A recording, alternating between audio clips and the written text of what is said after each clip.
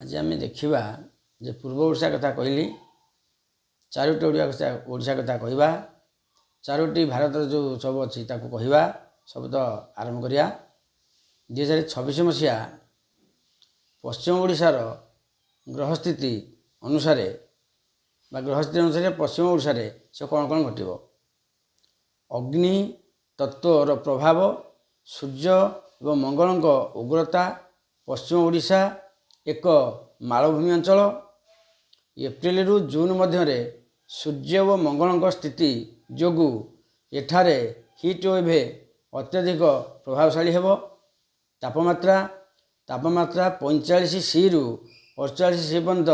जाइपारे ग्रह मानकर उग्रता वायु को शुष्क करदेव जहाँफल गाड़िया पोखरी नदी नाल चुआ ये सब चंचल सुखीजार पश्चिम ओडिशा रे भय रोची जल को संरक्षण करंतु। बृहस्पति और जल संपर्क जून मासरे बृहस्पति राशि परिवर्तन पश्चिम ओडिशा पई आशीर्वाद सदृश हेबो यह द्वारा वर्षा ठीक समय आरंभ हेबो हीराकुद अववाहिकार जलस्तर वृद्धि पाइब सुनिश्चित। कृषि बरगड़ और संबलपुर भली अंचल धान चाष उत्तम हेबो शनि मीन राशि रे थिबारु पश्चिम ओडिशा रे शिल्पांचल झारसुगुड़ा और राउरकेला रे वायु प्रदूषण एक समस्या होई रहिबो वायु रे आर्द्रता कम जोगु धूलिकणार मात्रा